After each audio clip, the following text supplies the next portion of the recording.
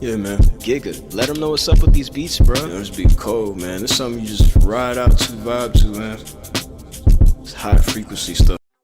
Today, guys, my name is Kukitis, and today, guys, we'll be talking about the book that is called Performing Under Pressure: The Science of Doing Your Best When It Matters Most. And the authors that wrote this book were Dr. Henry Wessinger and J.P. Prolin Fry.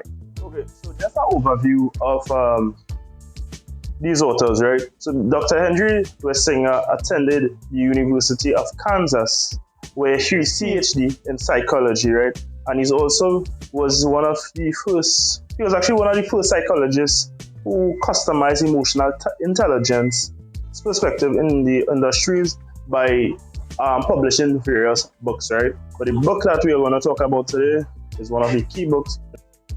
On the other hand, J.P. Prolin Fry, who's also a psychologist and an international performance coach to the Olympic athletes and coaches, right? So he plays a really integral part when it comes to professional sports at the elite level, and he knows a lot about pressure and how athletes and coaches may deal with pressure. So this book has a lot about how athletes, coaches could overcome pressure. And in chapter 1, what actually stood out to me was the myth of pressure, right? And the thing about it, what I actually believed before was I had the ideology that athletes perform better under pressure. When truth be told, athletes don't perform better under pressure. They actually perform worse. Is how they manage pressure plays an integral part on how they performed during pressure. So athletes, in other words, athletes who manage their pressure better tends to perform under pressure at a very efficient rate. It is also known that pressure diminishes our ability to be creative, to think in terms of like teamwork. So obviously pressure does play a part in like slowing down an athlete. Also, what is something like what actually stood out to me also in this book. You can also look at NBA players' shooting percentage. You can also see that statistically the data has shown that they shoot at a lower rate when they are under pressure when you compare their season percentage at the free throw line is a bit higher when they are not under pressure. You could also look at cricket, another sport where bowlers may bowl full toss beamers. They tend to bowl poorly at the death. The chances of bowling poorly at the death or the back end of the innings, they may be more susceptible of bowling bad deliveries. Another thing to note is the bubble thinking, right? The bubble of thinking, right? This is basically when we human beings, we have about 60,000 on average, 60,000 new thoughts per day, which is actually quite incredible. But actually what I've realized is that there is this threshold capacity, right? When I read the book, it's like something that stood out to me. Of this threshold capacity entails our IQ, right? So let's say Warren Buffett to me said it the best. Let's say you have an IQ of 50 or 60, take 40 and sell it. Because after a certain time,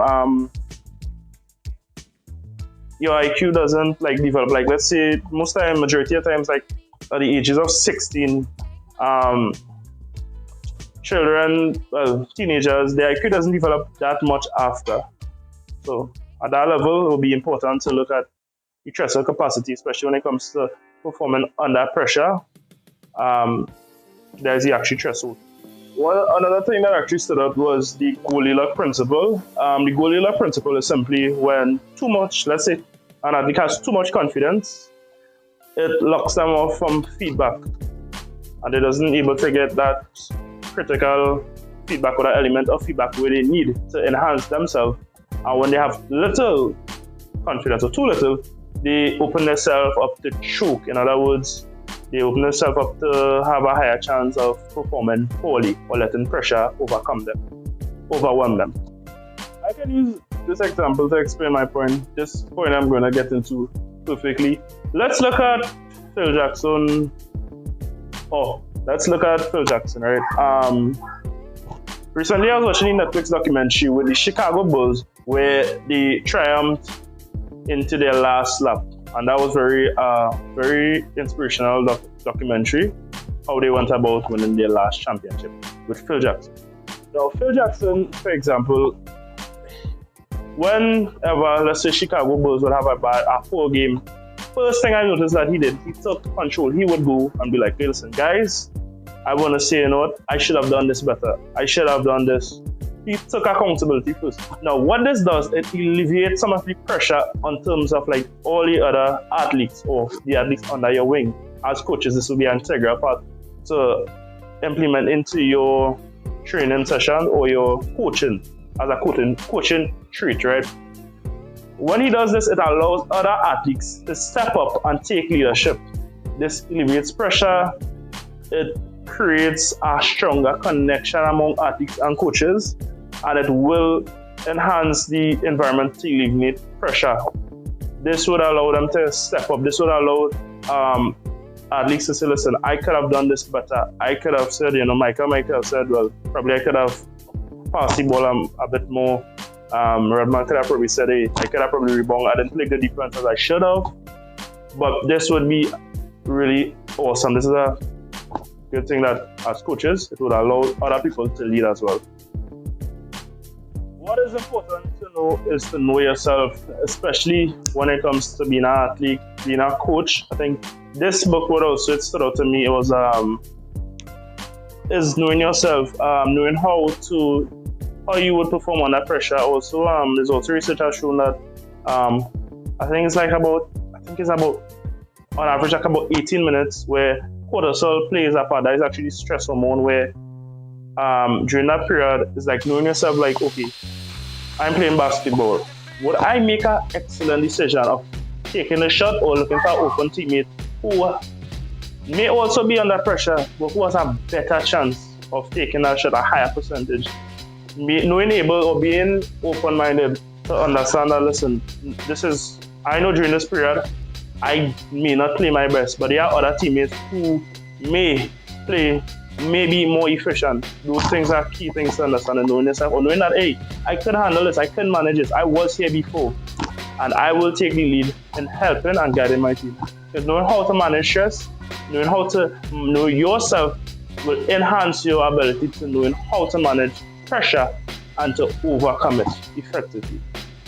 Something to note is not jump to conclusions, right?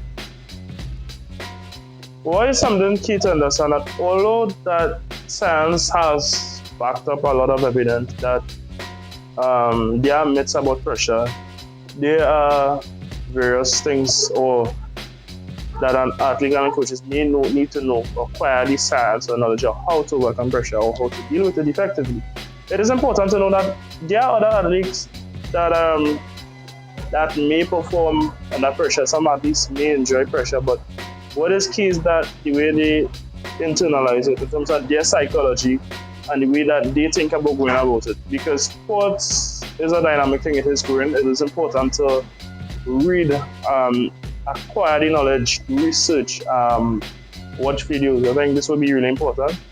Those things would help you as an athlete, and this would be my advice. I mean, my takeaway point is that I really enjoyed this book.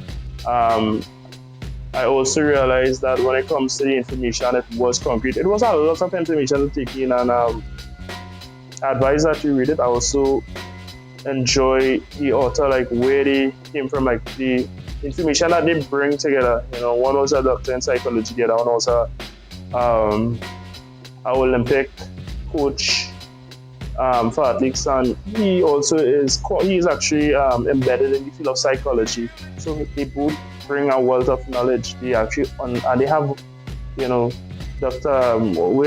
Henry Wissinger actually wrote other books as well. So you could also check it out. Especially when you think about the emotional intelligence, that was something that when I looked at it, is like the way you customize it was actually quite interesting.